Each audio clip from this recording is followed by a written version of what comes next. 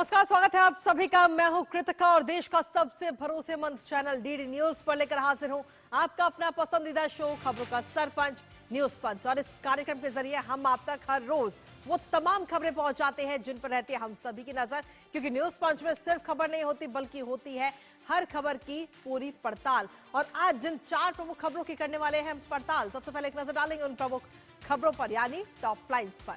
और top lines के जरिए सबसे पहले बात होगी महागठबंधन में महाघमासान इस समय लगातार जारी है। जी हां, एक तरह से अगर हम देखें तो महागठबंधन तो है इनका, कांग्रेस और आरजेडी एक साथ हैं, लेकिन वहीं दूसरी तरफ एक दूसरे के खिलाफ ही उम्मीदवार भी चुनावी मैदान में उतार दिए हैं, जिससे नजर आ रहा है कि महागठबंधन में सब कुछ ठीक बिल्कुल नहीं है। आखिर वो कौन कौन सी सीट है जहां पर आरजेडी और कांग्रेस के उम्मीदवार आमने सामने हैं, बताएंगे विस्तार से इस खबर के बारे में। इसके साथ ही जो दूसरी प्रमुख खबर वो भी आपको बता दें कि मेहुल चौकसी का प्रत्यर्पण जल्द होने जा रहा है, क्योंकि अगर हम देखें तो सीबीआई को पहली सफलता इस समय मिली है, क्योंकि मेहुल चौकसी ने भारत को प्रत्यर्पण के खिलाफ अपनी एक याचिका दायर की थी और जिस याचिका को खारिज कर दिया गया है कोर्ट की तरफ से, बेल्जियम कोर्ट की तरफ से इस याचिका को खारिज किया है, जो कि कहीं ना कहीं सीबीआई के पक्ष में या यूं कहे कि भारत के पक्ष में फैसला आया है।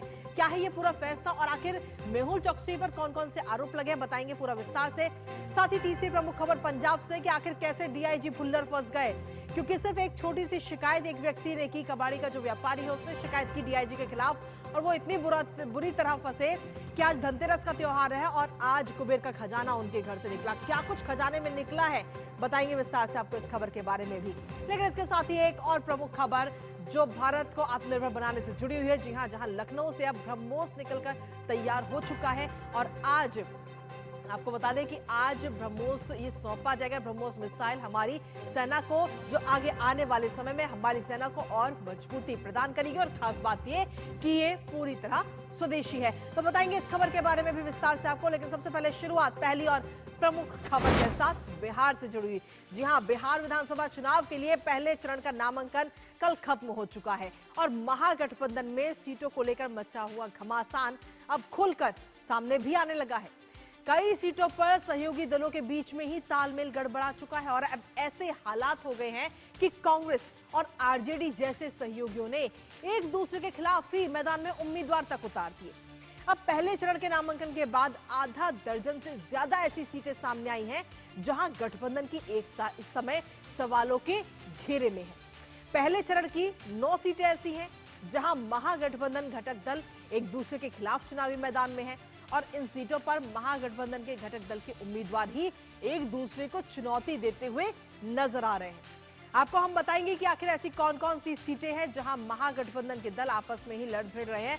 और कहने को तो इन सीटों पर फ्रेंडली फाइट है, लेकिन आपसी फाइट से ये जरूर साफ हो गया है कि महागठबंधन में सब कुछ ठीक बिल्कुल नहीं है। और अगर चुनाव से पहले ही ये हाल है तो आप सोचिए कि जब नतीजे आएंगे तो क्या होगा। करेंगे चर्चा, उससे पहले आपको दिखाते हैं महागठबंधन में आपसी भिड़ंत। तो जी हां, आपको बता दें कि महागठबंधन में यह आपसी भिड़ंत इस समय देखने को मिली है, जहां रजनीश यादव आरजेडी की तरफ से चुनावी मैदान में है और प्रवीण कुशवाहा कांग्रेस की तरफ से चुनावी मैदान में है। और ये सीट है कहलगांव सीट, जहां से इस वक्त में नजर आ रहा है। अगली सीट तारापुर सीट, जहां से आरजेडी ने अरुण शाह को चुनावी मैदान में उतारा है और वीआईपी ने सकलदेव बिंद को चुनावी मैदान में उतारा है। शिव प्रकाश गरीबदास और अवधेश कुमार राय एक दूसरे के सामने हैं और ये सीट है बछवाड़ा सीट, यानी कांग्रेस और सीपीआई जो कि एक ही गठबंधन में है, लेकिन उसके बावजूद भी एक दूसरे के खिलाफ चुनावी मैदान में अपने प्रत्याशियों को उतारा है। बिहार शरीफ सीट उमेर खान और शिव प्रसाद यादव चुनावी मैदान में है एक दूसरे के सामने, कांग्रेस और सीपीआई के। इसके साथ ही रोसड़ सीट जो है वहां पे कांग्रेस और सीपीआई के उम्मीदवार आमने सामने हैं, बीके रवि और लक्ष्मण पासवान, जो अगर सीधे तौर पर हम ये कह सकते हैं कि एक दूसरे के लिए चुनौती भी बन रहे हैं और एक दूसरे के लिए वोट काटने का भी काम कहीं ना कहीं कर सकते हैं। राजापाकर सीट से प्रतिमा कुमारी और मोहित पासवान चुनावी मैदान में है और आमने सामने है कांग्रेस और सीपीआई इस सीट से भी। अगली सीट आती है वैशाली सीट और वैशाली सीट से अजय कुशवाहा और संजीव कुमार इस समय चुनावी मैदान में आमने सामने आरजेडी और कांग्रेस के। तो ये कुल करीब आधा दर्जन से ज्यादा ऐसी सीटें हैं जहां पर इस समय महागठबंधन के जो दलों के जो प्रत्याशी हैं वो इस समय आमने सामने हैं। शिवानी शुक्ला और आदित्य कुमार राजा ये भी चुनावी मैदान में आमने सामने।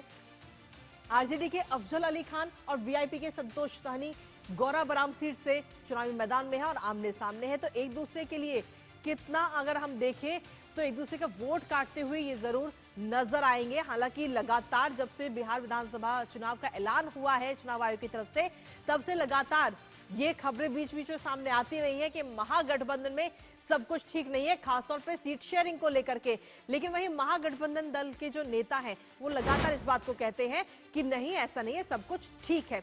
महागठबंधन के अंदर की जो कलह है, आखिर किसने क्या कहा है वो आपको बताते हैं। दीपांकर भट्टाचार्य हैं, उन्होंने सीधे तौर पर कहा कि महागठबंधन के टूटने के संकेत नहीं है, विस्तार का परिणाम है। इसके साथ ही माले सीट अगर हम देखें तो अखिलेश प्रसाद सिंह है।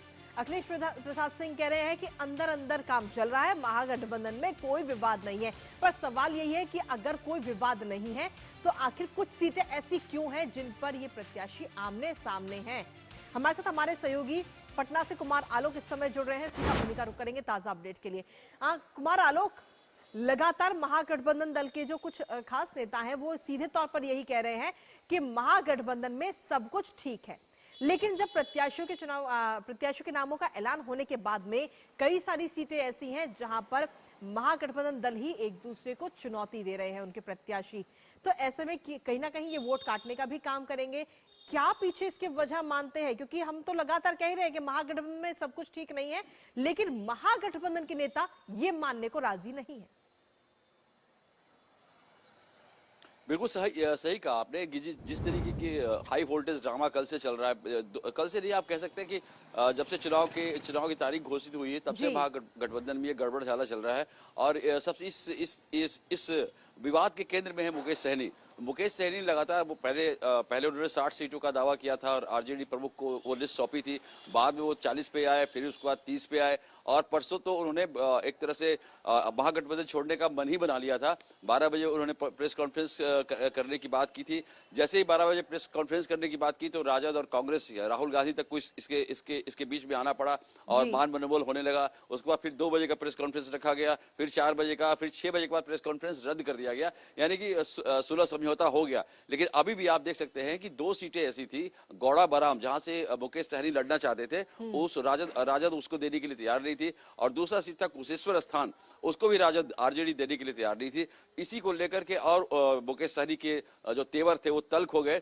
आखिरकार शाम तक नामांकन के कुछ चंद घंटे पहले कुशेश्वर स्थान और गौड़ा बराम से आरजेडी ने अपना कैंडिडेट वापस लिया।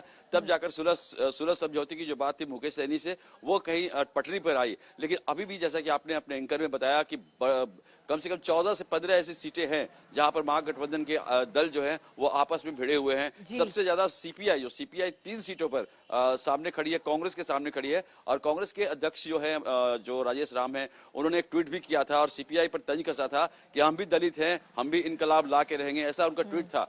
तो एक तरह से सीपीआई कांग्रेस कुछ सीटें ऐसी हैं जहां पर आरजेडी और कांग्रेस आमने सामने है। जैसे कि वैशाली की सीट आप ले लें तो वैशाली की सीट बहुत चर्चित सीट है और इस सीट पर मुन्ना शुक्ला जैसे बाहुबली जीतते रहे हैं। लेकिन मुन्ना शुक्ला चूंकि जेल में है इसलिए उनकी बेटी को इस बार टिकट दिया गया, हिमानी शुक्ला को। तो आरजेडी ने हिमानी शुक्ला को दिया, कांग्रेस ने पहले से दूसरा कैंडिडेट, कांग्रेस ने वहां भी दूसरा कैंडिडेट उतार दिया। ये लालगंज सीट की मैं बात कर रहा हूँ।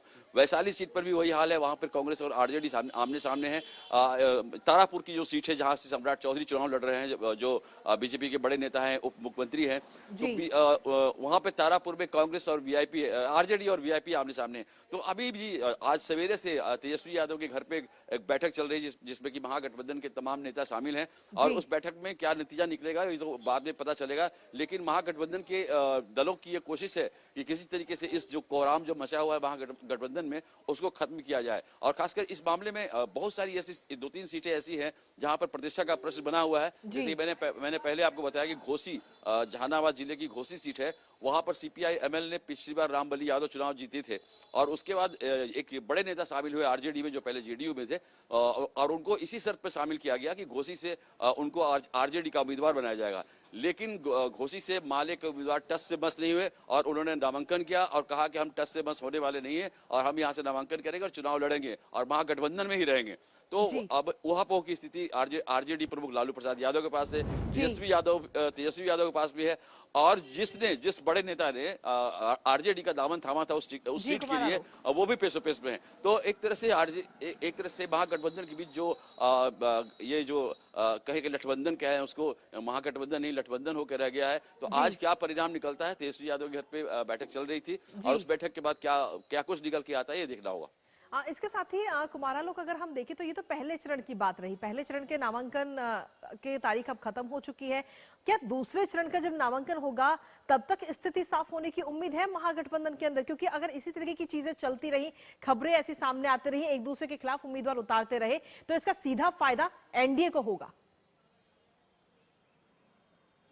बिल्कुल सही कह रहे हैं। अब दूसरे चरण का भी नामांकन शुरू हो गया है और दूसरे चरण में पहले चरण से ज्यादा मुश्किलें हैं, खासकर महागठबंधन के लिए, क्योंकि दूसरे चरण में जितनी भी सीटें हैं, खासकर हम कहें कि जो सीमावर्ती जिले हैं, चाहे वो किशनगंज हो, चाहे वो कटिहार हो, चाहे वो औरंगाबाद हो, जहानाबाद हो, ये इन सारे जिलों में दूसरे चरण में वोटिंग है।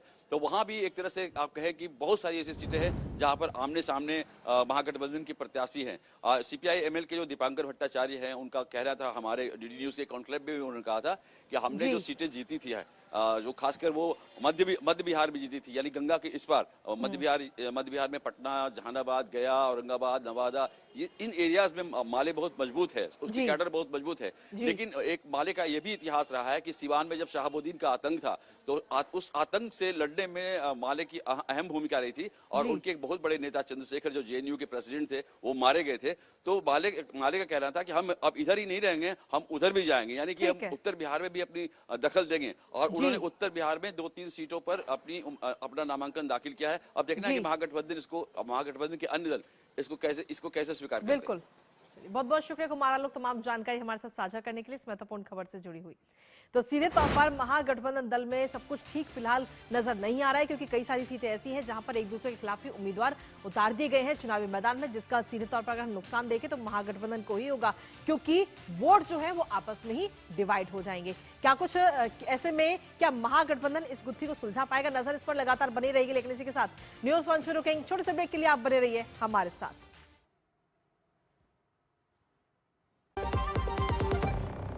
जब धरती चीर कर निकलता है लोहे का पत्थर और मिलता है मोंगिया के जोश से, फिर तपता है, पिघलता है और बनता है फौलाद।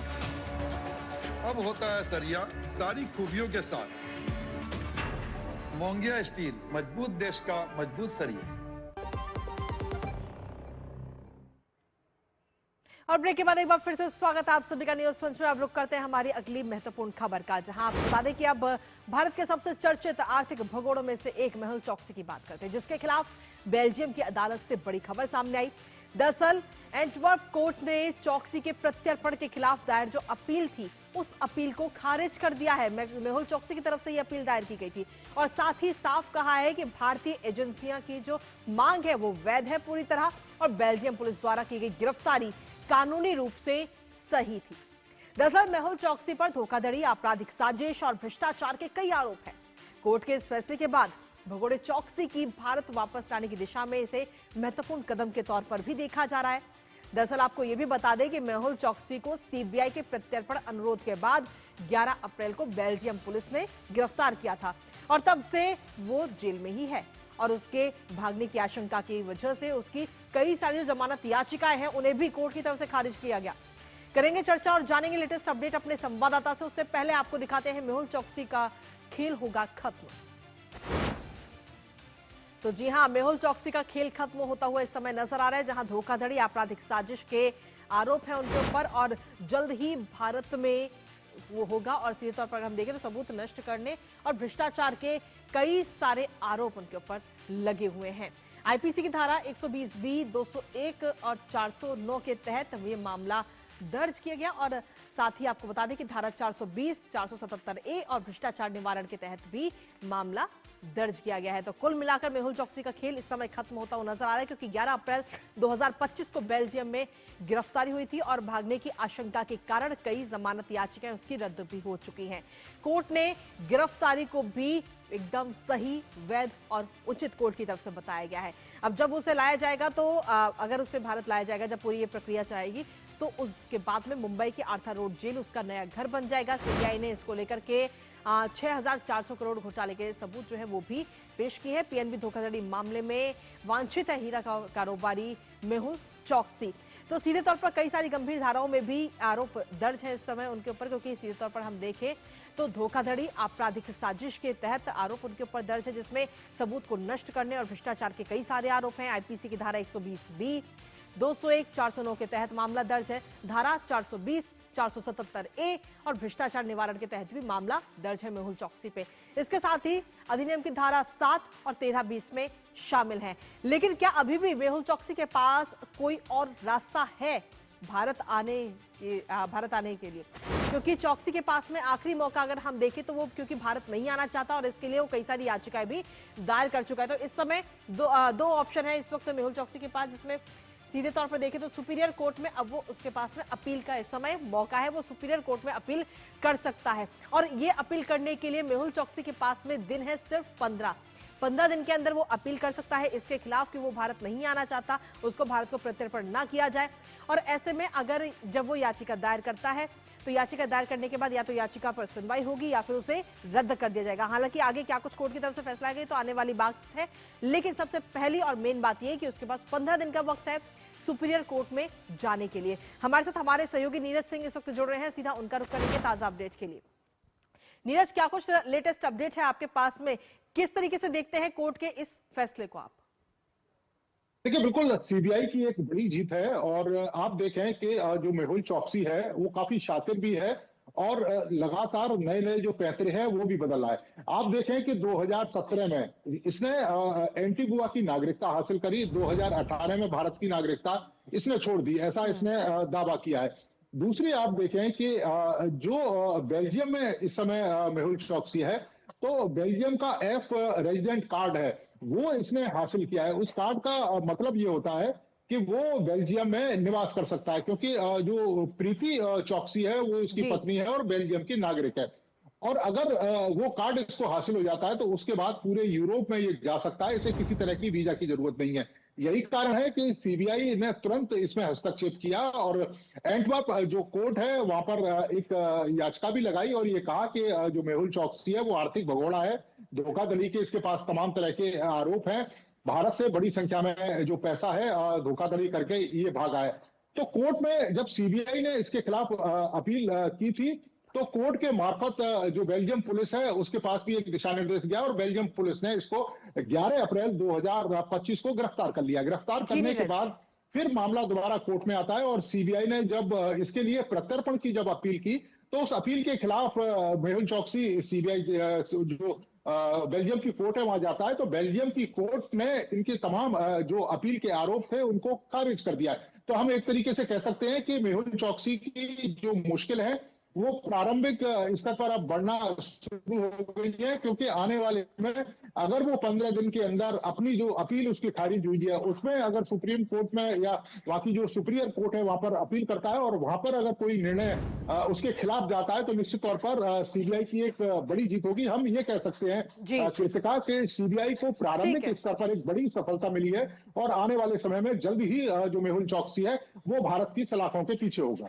चलिए, बहुत बहुत शुक्रिया तमाम जानकारी और अपडेट्स हमारे साथ साझा करने के लिए नीरज। और इसी के साथ चलिए अब अगली महत्वपूर्ण खबर का रुख कर लेते हैं, जहां आपको बता दें कि अभिनेता अजय देवगन की जो रेड मूवी है वो तो आप सभी ने देखी होगी, लेकिन अब रील नहीं बल्कि रियल रेड के बारे में सुनकर आपकी आंखें खुली की खुली रह जाएंगी, क्योंकि लालच कितनी बुरी बला है ये अब पंजाब के डीआईजी हरचरण सिंह भुल्लर अच्छी तरह समझ गए होंगे, क्योंकि उसी लालच ने उन्हें फंसा दिया है।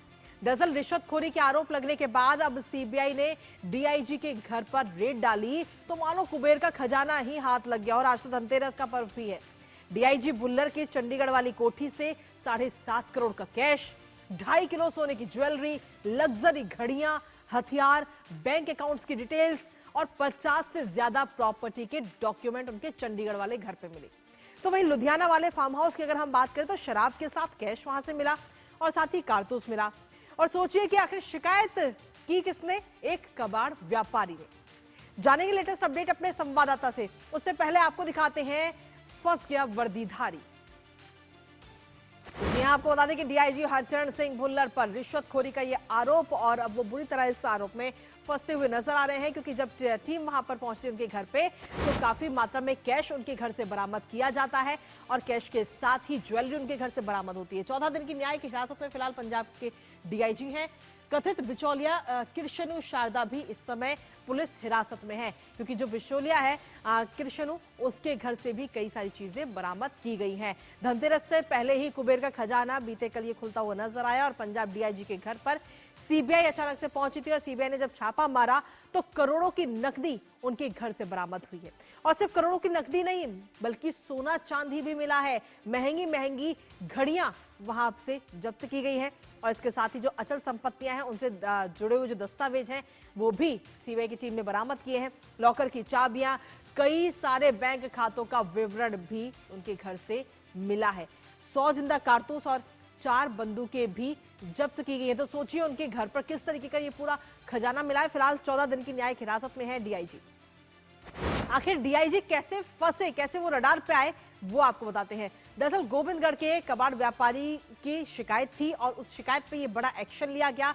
स्क्रैप व्यापारी ने 8 लाख रुपए की रिश्वत का आरोप उनके ऊपर लगाया था कि उन्होंने रिश्वत मांगी है 8 लाख रुपए की और सहयोगी कृष्णु शारदा के जरिए ये रिश्वत मांगी जाती थी। ये तमाम जो जानकारियां हैं वो एक कबाड़ व्यापारी ने दी और साथ ही बताया कि 2 साल पुराने एक केस को रफा दफा करने के लिए ये 2 लाख रुपए की ये रिश्वत मांगी गई, जिसके बाद में इस रिश्वत जब लगातार मांगी जा रही थी तो तंग आकर कबाड़ का जो व्यापारी है उसने 11 अक्टूबर को व्यापारी के खिलाफ अपनी शिकायत दर्ज कराई और शिकायत दर्ज कराने के बाद सीबीआई की टीम जब उनके लुधियाना वाले घर पे और साथ ही पंजाब जो चंडीगढ़ वाला घर है जब वहां पहुंचती है तो ये करोड़ों का कैश वहां से बरामद होता है, लग्जरी घड़ियां बरामद होती हैं, कई सारे डॉक्यूमेंट्स बरामद होते हैं जो जमीनों के हैं, घरों के हैं, डॉक्यूमेंट प्रॉपर्टी वहां से बरामद हुई है और इसके साथ ही ज्वेलरी बरामद हुई है। आखिर कौन है डीआईजी भुल्लर, एक नजर उस पर भी डालते हैं, फिर करेंगे चर्चा अपने संवाददाता से। डीआईजी भुल्लर की अगर हम बात करें तो रोपड़ रेंज के डीआईजी हैं हरचरण सिंह भुल्लर, जिनको इस वक्त रिश्वत मांगना काफी महंगा पड़ता हुआ नजर आ रहा है। 27 नवंबर 2024 को उन्होंने डीआईजी का पूरा पदभार संभाला था, उन्हें जिम्मेदारी मिली थी डीआईजी की और इससे पहले अगर आपको बता दें तो पटियाला रेंज के डीआईजी थे डीआईजी भुल्लर और पंजाब के पूर्व डीजीपी एमएस भुल्लर के बेटे हैं हरचरण सिंह, जो इस वक्त रिश्वत के आरोप को लेकर इस वक्त चौतरफा फंसते हुए नजर आ रहे हैं, क्योंकि एक रिश्वत उन्होंने एक व्यक्ति से मांगी 2 लाख रुपए की और जब वो नहीं दे पाए तो उसने शिकायत दर्ज करा दी और उसकी शिकायत पर यह बड़ा एक्शन लिया गया। हमारे साथ हमारे सहयोगी गुरमीत सिंह इस वक्त जुड़ रहे हैं, सीधा उन्हीं का रुख करेंगे ताजा अपडेट के लिए। गुरमीत, क्या कुछ लेटेस्ट अपडेट है आपके पास में? फिलहाल तो डीआईजी साहब को 14 दिन की न्यायिक हिरासत में भेज दिया गया है। देखिए कृतिका, इस समय जो है डीआईजी के जितने ठिकाने हैं परसों उनका अरेस्ट हुआ और कल भी सीबीआई लगातार अपनी छापेमारी करती रही। जो सर्च ऑपरेशन है वो सीबीआई के द्वारा चलाया गया चंडीगढ़ स्थित आवास पर और पंजाब में अलग अलग जगह ठिकानों पर। जिस तरह आप दर्शकों को पहले जानकारी दे चुकी है कि जी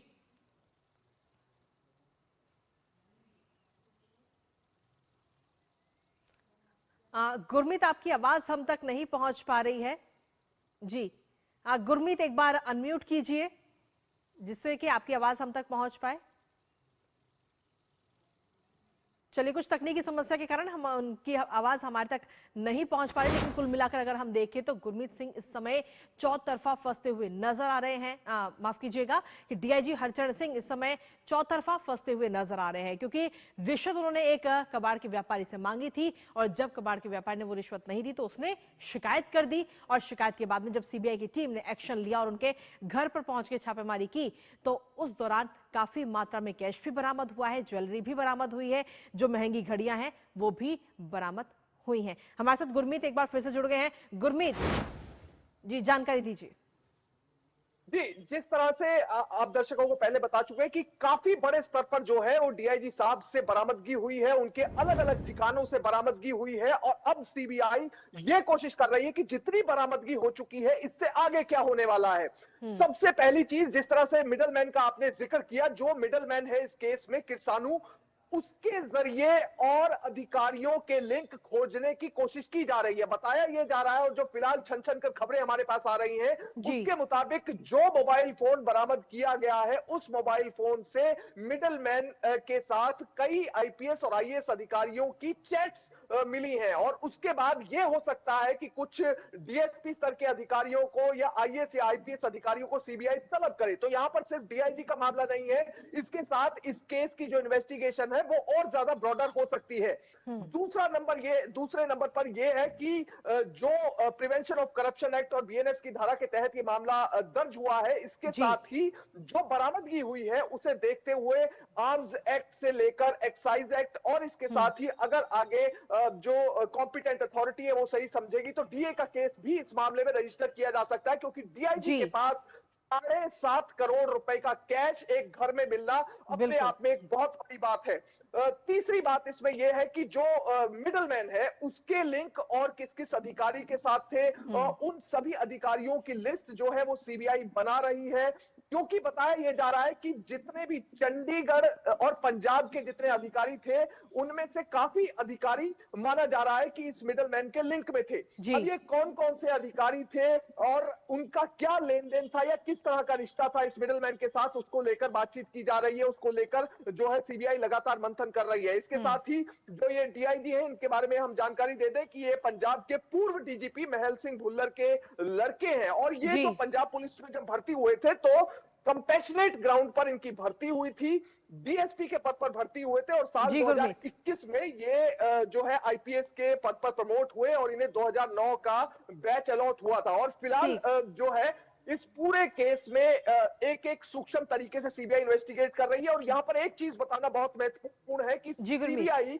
को इस केस में प्रोसिक्यूशन सैंक्शन लेना पड़ेगा। जब अभियोग चलेगा प्रोसिक्यूशन सैंक्शन लेना पड़ेगा, उसके लिए सीबीआई ने अपनी जो प्रीलिमिनरी इंक्वायरी की है केस को इस तरीके से एस्टेब्लिश करने की कोशिश की जा रही है कि कल को जब प्रोसिक्यूशन से लिया जाए तो वो फौरी तौर पर दे दिया जाए।